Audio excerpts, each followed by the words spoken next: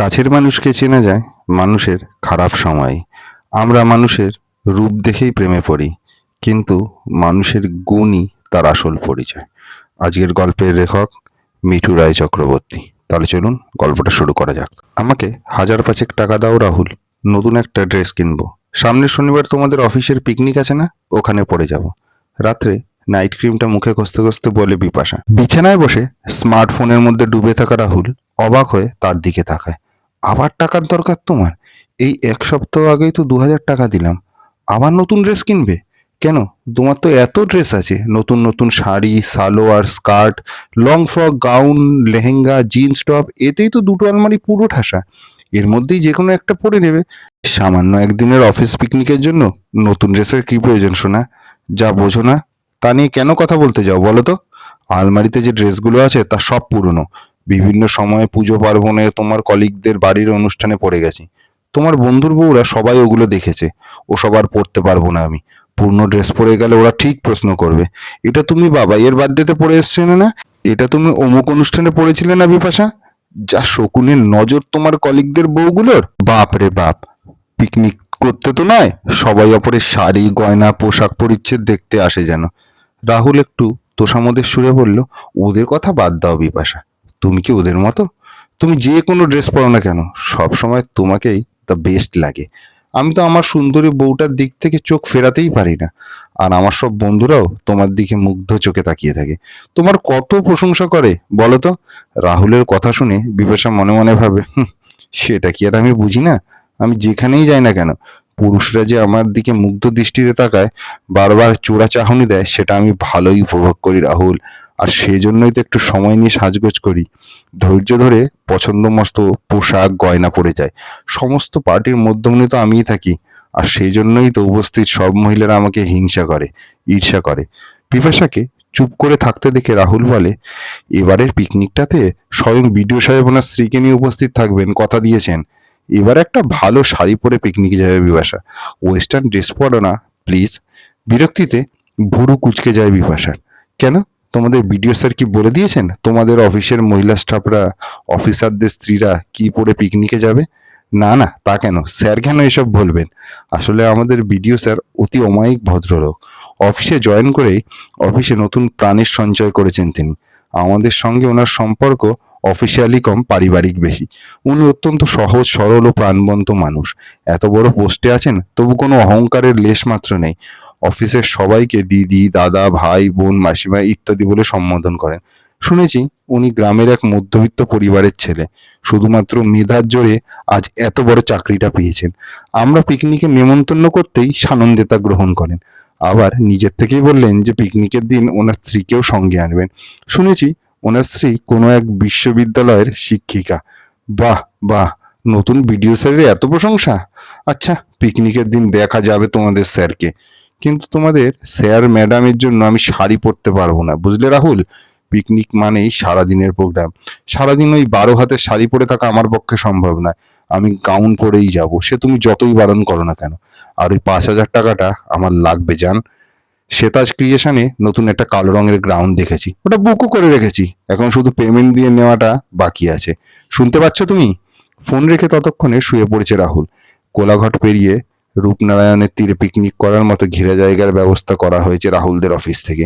চারপাশে যত্ন করে লাগানো গাছপাশ, নানা রকমের ফুলের সমাহার, মাঝে মাঝে একখণ্ড সবুজ ঘাসের জমি। অত্যাধুনিক সুবিধাযুক্ত ছোট ছোট খড় দিয়ে ছাওয়া কটেজ করা, মাঝে ছোট ছোট পরিষ্কার জল ভর্তি পুকুরের মতো তৈরি করা কৃত্রিম জলাশয়। তাতে বোটিং এরও ব্যবস্থা আছে। পাশের একটা জলাশয়ে এক ঝাঁক সাদা হাঁস ভেসে বেড়াচ্ছে। চারিদিকে দোলনা লাগানো। তার পাশেই সাজানো গোছানো বাচ্চাদের জন্য একটা ছোট্ট পার্ক।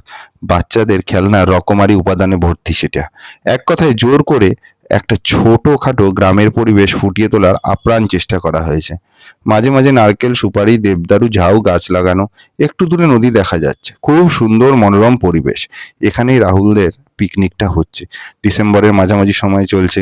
তীব্র শীত এখনো পড়েনি, তবু বাতাসে একটা হালকা ঠান্ডা আমেজ আছে।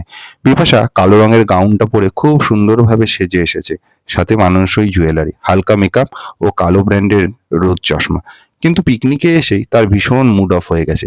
অন্যবারের মতো সৌরভ, জ্যোতিপ্রিয়, দেবেশদা, কনিষ্ক, রূপেশ দ্বারা কেউ তার সাজগোজের সেভাবে প্রশংসা করেনি বা তাকে কেউ গুরুত্ব দেয়নি। সবাই ব্যস্ত নতুন স্যার ম্যাডামের আসার প্রতীক্ষায়। রাহুলও ভীষণ ব্যস্ত। স্যার ম্যাডামকে আপ্যায়নের দায়িত্ব তার ওপর। সীমা, জুইদি, আলেয়া, তিথি, রিম্পা, সুদেশনাদি এদের প্রত্যেকেরই আলোচনার বিষয়বস্তু নতুন বিডিও স্যার ও ম্যাডাম।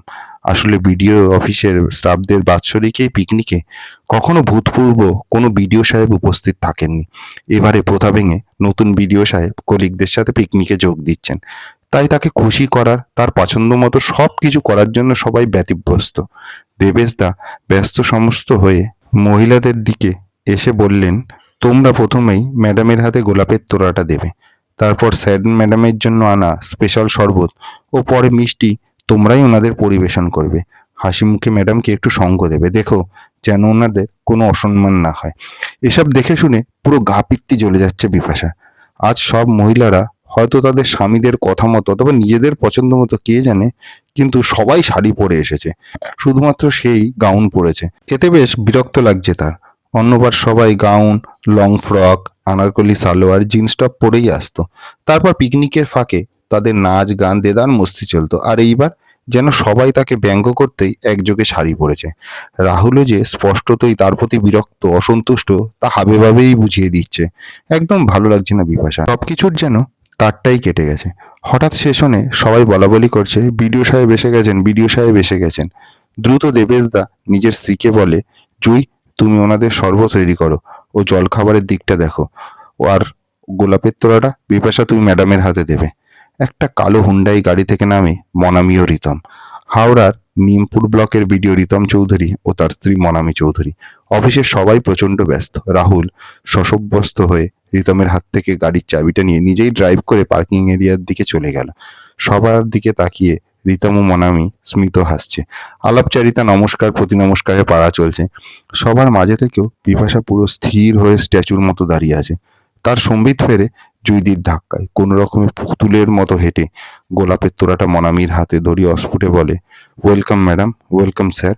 মৃদু হেসে গোলাপের তোড়াটা হাতে নিয়ে থ্যাঙ্কস বলে তাকে পাশ কাটিয়ে এগিয়ে যায় মনামি ও রিতম দুজনেই। এরপর পিকনিক ভীষণ জমে ওঠে। বলা যায় রিতম একাই জমিয়ে রাখে। স্ত্রী মনামির অনুরোধে গিটার নিয়ে একটার পর একটা গান গায় রিতম। তাকে কখনো কখনো যোগ্য সঙ্গত করে মনামি। অফিসের সবাই স্যার ম্যাডামকে এত খোলামেলাভাবে পেয়ে ভীষণ আপ্লুত। খুব সাধারণ হালকা আকাশি রঙের একটা পিওর সিল্ক শাড়ি ও সাদা মুক্তোর গয়না পরে এসেছে মনামি। তাতেই সে সবার মধ্যমণি ও আকর্ষণের কেন্দ্রবিন্দুতে। মাঝে মাঝে সে হেসে উঠছে, আর তার দিকে শ্রদ্ধা ও সম্মানের দৃষ্টি নিয়ে তাকিয়ে আছে উপস্থিত সব পুরুষ মহিলারা। মহিলারা সব ফিসফাস আরম্ভ করছে, দেখ দেখ কত বড় অফিসারের স্ত্রী, কিন্তু কোনো অহংকার নেই, কি সুন্দর সহজভাবে আমাদের সাথে কথা বলছে। আজকে নিজেকে ভীষণ পরাজিত, বিধ্বস্ত মনে হচ্ছে বিপাশা। দলের সবার মধ্যে থেকেও বড়ই আনমনা সে। মনে পড়ে যাচ্ছে বেশ কিছু পুরনো কথা। আমি আর কতদিন তোমার জন্য অপেক্ষা করবো রিতম? এতদিনেও একটা চাকরি জোগাতে পারলে না তুমি? বাবা মা আমার বিয়ের জন্য উঠে পড়ে লেগেছে। ভালো ভালো সরকারি চাকুরে পাত্র আসছে। আমি বাবা মাকে কি বলবো? বিপাশা অত্যন্ত বিরক্ত সহকারে বলে, এই চাকরি না পাওয়াটা কি আমার দোষ? আমি তো আপ্রাণ চেষ্টা করছি বিপাশা। ইংরেজিতে এমএ কমপ্লিট করার পর থেকেই বিভিন্ন কম্পিটিটিভ পরীক্ষা দিচ্ছি। একটু সময় দাও, একটা না একটা কিছু নিশ্চয়ই পেয়ে যাব। তুমি ততদিন বরং বাংলা এমএতে ভর্তি হয়ে যাও, পড়াশোনাটা কমপ্লিট করে নাও, আর একটু ধৈর্য ধরো প্লিজ। আমি আর পড়বো না রিতম, আমার পড়তে ভালো লাগে না। তুমি তাড়াতাড়ি চাকরির চেষ্টা করো, না হলে আমাকে হারাতে হবে। আমার বাবা মা চাকুরি ছেলে ছাড়া আমার বিয়ে দেবে না, বুঝলে তুমি? উদাসীন রিতম চুপ করে থাকে। মনে মনে ভাবে, চাকরি কি কোনো গাছের ফল যে চাইলেই টুপ করে পেরে নেব? বিপাশা বুঝেও বুঝতে চায় না কেন কে জানে। নিজের অক্ষমতার প্রতি খুব রাগ হয় রিতমের। তোর ব্যাপার স্যাপার কি একটু খুলে বলতো বিপাশা? রিতমদার সাথে এই জঘন্য খেলাটা খেললি কেন? একদিন বিপাশাদের বাড়িতে এসে হাঁপাতে হাঁপাতে বলে মনামি। বিপাশা ও মনামি সেই স্কুল জীবনের অভিন্ন হৃদয় বান্ধবী। উচ্চ মাধ্যমিকের পর দুজনেই একসাথে রাজা গঙ্গাধর কলেজে বাংলা অনার্সে ভর্তি হয়। দুই বান্ধবীর চেহারা, গঠন, প্রকৃতি, স্বভাব সম্পূর্ণ ভিন্ন প্রকৃতির। মনামি রোগা, পাতলা, শ্যামলা, শান্ত প্রকৃতির মেয়ে। অন্যদিকে বিপাশা ফর্সা, পাতলা, অত্যন্ত সুন্দরী, চাকরিরতা বাবা মায়ের আদরের মেয়ে। নিম্ন মধ্যবিত্ত পরিবারের মেয়ে মনামি, পড়াশোনায় প্রখর বুদ্ধি। অন্যদিকে বিপাশা চঞ্চল, উচ্ছল, পাহাড়ি নদীর মন, সর্বদাই উড়ু উড়ু। তবু দুজনের প্রগাঢ় বন্ধুত্ব। কলেজের সাংস্কৃতিক অনুষ্ঠানে গান শুনেই তার থেকে 1 বছরের সিনিয়র রিতমের প্রেমে পড়ে বিপাশা। আর তখন থেকে বান্ধবীর প্রেম কাহিনীর নীরব দর্শক মনামি। মনামির উদ্বিগ্ন মুখের দিকে তাকে বিপাশা বলে, তা তুই শুনেই ফেলেছিস? তা কে বললো তোকে খবরটা? রিতম? না রে, রিতম দা কেন তোদের পার্সোনাল ব্যাপার আমার সাথে আলোচনা করবে? আমাকে তোর বোন তিয়াশা বলল তোর নাকি কলকাতায় বিয়ে ঠিক হয়ে গেছে। তুই ঠিকই শুনেছিস মনামি, আমি রিতমের সঙ্গে অনেকদিন আগেই ব্রেকআপ করে নিয়েছি। এই বলবো বলবো করে তোকে কথাটা বলা হয়ে ওঠেনি। আর এখন থেকে আমি একজনের সাথে সম্পর্কে আছি। খুব শিগগিরই বিয়ে করব তাকে। সম্বন্ধটা অবশ্য বাবা মা আগে ঠিক করেছিল। পরে কথা বলতে বলতে আমাদের প্রেম হয়ে গেছে। ওর নাম রাহুল সেনগুপ্ত। ইঞ্জিনিয়ার, বর্তমানে সরকারি চাকরি করে। তাছাড়া রাহুলের বাবা মা দুজনেই সরকারি চাকরি করেন।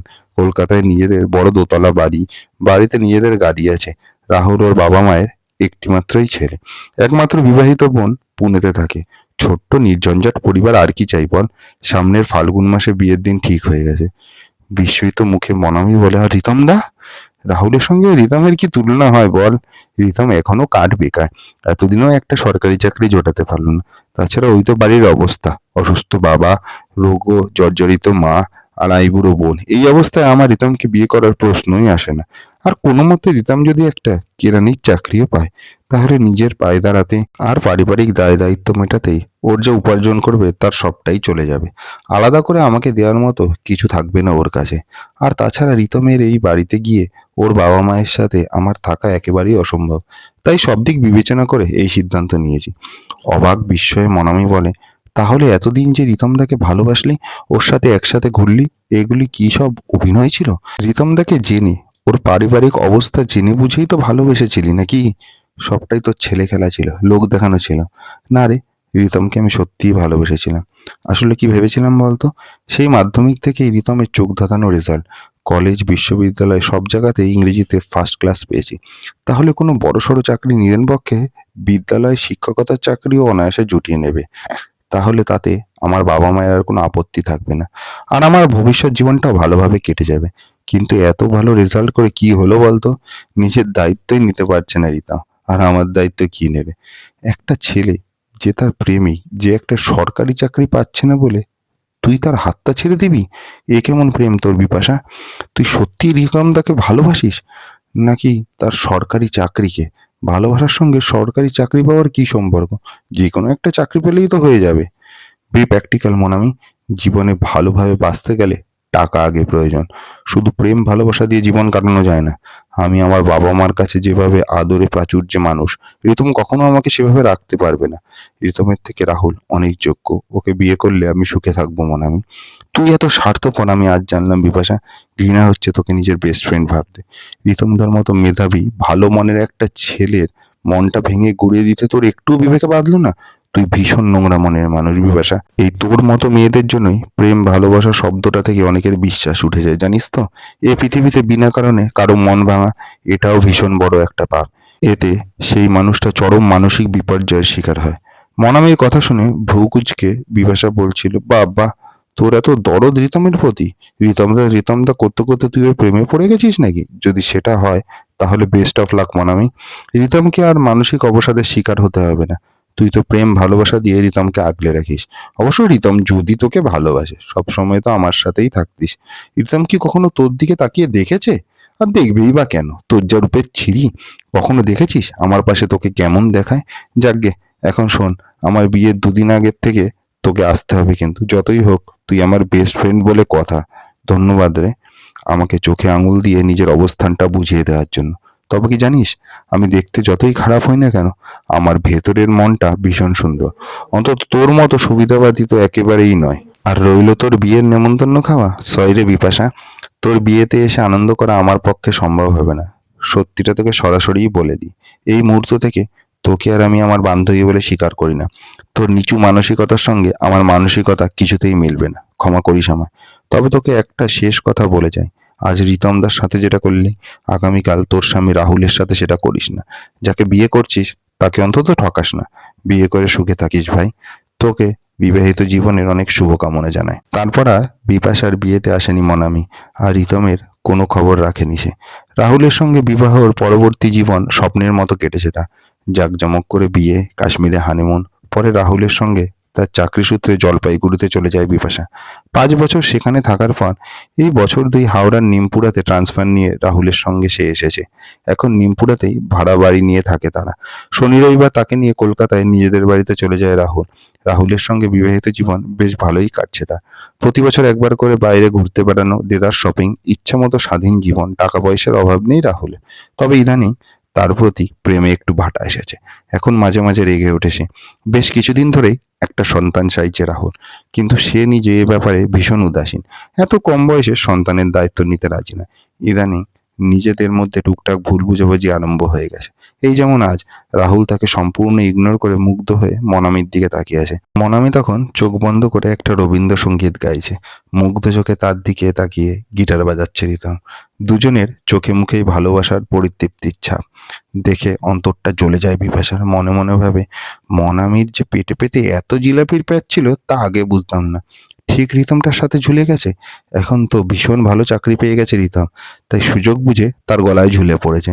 আর এখন এমন ভাব করছে যেন দুজনের কতদিনের প্রেম। আর আমাকে চিনেও চিনতে পারছে না। দুজনের কেউই একদম পাত্তা দিচ্ছে না আমাকে। অহংকার হয়েছে মনামির, হাজার হোক বিডিওর স্ত্রী তো। আর রিতম, ওরও ভীষণ অহংকার হয়েছে। আগে আমার পেছনে পেছনে সবসময় ঘাড় নিচু করে ঘুরতো, এখন একবার চোখ তুলে আমার দিকে তাকাচ্ছে না পর্যন্ত। হঠাৎ সকলের সমবেত হাততালির শব্দে চমকে ওঠে বিপাশা। তোষামোদের সুরে দেবেশদা বলে, স্যার, ম্যাডাম যে এত সুন্দর গান করেন, এত গুণী, আমরা কিন্তু আগে জানতাম না। আজকের পিকনিকে আমাদের উপরি পাওনায় ম্যাডামের সুমিষ্ট গলায় সুললিত রবীন্দ্রসঙ্গীত। এই প্রথম বিপাশার দিকে তাকায় রিতম, মৃদু হেসে সকলকে বলে, ম্যাডাম শুধু গুণীই নয়, ভীষণ ভালো মানসিকতার একজন নারী। আমার অনেক দিনের পরিচিত, দুঃসময়ের বান্ধবী। কথায় বলে না, দুঃসময় প্রকৃত মানুষ চেনা যায়। যখন আমি বেকার, একটা চাকরির জন্য হন্যে হয়ে ঘুরছি, আমার 4 বছরের পুরনো প্রেমিকা আমার হাত ছেড়ে দিয়ে শক্তপোক্ত হাত ধরে নিতে বিন্দুমাত্র দ্বিধা করেনি। সে সময় হঠাৎ করেই আমার মা চলে যান। এমন চরম মানসিক ও পারিবারিক অসহায় অবস্থায় এই ম্যাডাম প্রকৃত বন্ধুর মতো আমার পাশে দাঁড়ান। তাহার সহমর্মিতা দিয়ে, সহানুভূতি দিয়ে, শ্রম দিয়ে আমাকে সামনে এগিয়ে যাওয়ার অনুপ্রেরণা দেয়। আজ আমি যা কিছু হয়েছি তার পেছনে এই ম্যাডামের ভূমিকা অনেকখানি। আহ, কি হচ্ছে, তুমি চুপ করো, লজ্জা পেয়ে মনামি বলে। না না মনামি, আজ আমায় বলতে দাও। মনামি যে শুধু আমাকে সঠিক পথের দিশা দেখিয়েছে তাই নয়, মিসেস মনামি চৌধুরী এখন অনেককেই আলোর পথের দিশা দেখাচ্ছে। ভালোবাসা বলে মনামির এনজিও পথশিশুদের পড়াশোনা ও তাদের পুনর্নির্বাসন নিয়ে কাজ চালাচ্ছে। তাছাড়া ম্যাডাম পেশায় একটা উচ্চ বিদ্যালয়ের বাংলা শিক্ষিকা। উপস্থিত সবাই মুগ্ধ হয়ে শ্রদ্ধা ও সম্ভ্রমের চোখে মনামিকে দেখে যাচ্ছে ও প্রশংসায় ভরিয়ে দিচ্ছে। খাওয়া দাওয়ার পর পিকনিকের জায়গা থেকে একটু দূরে একা ফোনে কথা বলছে মনামি। হঠাৎ তার পেছনে গিয়ে দাঁড়ায় বিপাশা। কিরে, চিনতে পারছিস না নাকি? তুই তো এখন বিডিওর বউ, তারপর আবার স্কুলের শিক্ষিকা, আবার ওইসব ভিখারি শিশুদের জন্য কী সব করিস। তোর তো কপাল খুলে গেছে দেখছি। তোর বড় তো তোর প্রশংসায় পঞ্চমুখ। তা কি দিয়ে বশ করলি রিতমকে? বাহ বাহ, দুজনের এত প্রেম।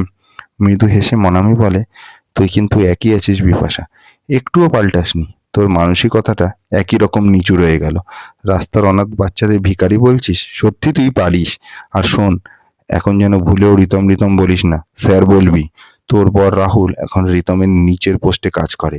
সবসময় কিরকম স্যার স্যার, ম্যাডাম ম্যাডাম করে তোষামত করছে, দেখতে পাচ্ছিস তো। ভালোই বললি রে, আমার ছেড়ে যাওয়া প্রেমিককে বিয়ে করে এত অহংকার তোর। তবে জানি না রিতম কি দেখে তোকে পছন্দ করেছে। এখন তো আবার বিডিও, ইচ্ছা করলে তো তোর থেকে অনেক সুন্দরী মেয়ে পেয়ে তো বিয়ে করার জন্য।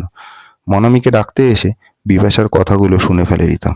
এগিয়ে এসে বলে, গায়ের ফর্সা চামড়া আর সুন্দর হলেই মানুষের মন মানসিকতা সুন্দর হয় না ম্যাডাম। এ কথাটা আমি জীবনের কাছ থেকে শিখেছি। সুন্দরভাবে জীবনযাপন করতে হলে সুন্দর মানসিকতার জীবনসাথীর প্রয়োজন, যা আমি আমার স্ত্রী মনামির মধ্যে পেয়েছি। আহত গলায় বিপাশা বলে, আমাকে আপনি আপনি করে কেন বলছো রিতম? তুমি কি আমাকে চেনো না? আমাদের এতদিনের সম্পর্ক ছিল, নাকি মনামিকে বিয়ে করে আমাকে সম্পূর্ণ ভুলে গেছো? এবারে হেসে ওঠে রিতম। ভুল করলেন ম্যাডাম, আমি কিন্তু আপনার বেকার প্রাক্তন প্রেমিক নই। আমি এখন রীতিমতো প্রতিষ্ঠিত একজন সরকারি অফিসার। আর আপনাকে আমি একদমই চিনি না। হ্যাঁ, আমার একজন স্বার্থপর প্রতারক প্রাক্তন প্রেমিকা ছিল, তবে তার কথা এখন আর আমার মনে পড়ে না। আমি বর্তমানে নিচু মানসিকতার লোকজনের সঙ্গে বেশি মেলামেশা পছন্দ করি না। চলো মনামি, এখানে ফালতু নিজের মূল্যবান সময় অপচয় করো না। একটু পরে সবাই ওদের খোঁজে এসে ওখানে পৌঁছায়। রাহুল বলে, কি ব্যাপার বিপাশা, ম্যাডামকে তুমি চেনো নাকি? দেখলাম দুজনে অনেকক্ষণ ধরে হেসে হেসে গল্প করছো। বিপাশা কথা বলার আগেই মনামি হেসে বলে, না না মিস্টার সেনগুপ্ত, মিসেস বিপাশা সেনগুপ্তর সাথে আমার আজই এখানে আলাপ হলো। আসলে আমরা বাগানের এই ফুলগুলো নিয়ে আলোচনা করছিলাম। আহত দৃষ্টিতে মনামির দিকে তাকায় বিপাশা। মনামি আজ তাকে বান্ধবী বলে পরিচয় দিতেও বিন্দুমাত্র রাজি নয়, অথচ একদিন তারা প্রিয় বান্ধবী ছিল। অপমানে মুখটা কালো হয়ে যায় তার। সকলের দিকে হেসে রিতম বলে, আজকের দিনটা খুব ভালো কাটলো আপনাদের সঙ্গে। আজ আসি তাহলে। মিস্টার রাহুল সেনগুপ্ত, আমার গাড়িটা যদি পার্কিং থেকে কাইন্ডলি এনে দেয়। হ্যাঁ হ্যাঁ স্যার, এখনই যাচ্ছি। দৌড়ে গিয়ে পার্কিং এরিয়া থেকে গাড়িটা সামনে এনে দেয় রাহুল। মনামিকে পাশে বসিয়ে নিজে ড্রাইভ করে পিকনিক স্পট থেকে বেরিয়ে যায় রিতম। পিছনে অপমানিত বিধ্বস্ত বিপাশা চোখের জল লুকোতে তাড়াতাড়ি সানগ্লাসটা পরে নেয়। গল্পটা কেমন লাগলো অবশ্যই কমেন্ট করে জানাবে। যদি ফেসবুকে শোনেন তাহলে পেজটা ফলো করে দেবেন, আর ইউটিউবে শুনলে চ্যানেলটা অবশ্যই সাবস্ক্রাইব করে দেবেন। ধন্যবাদ।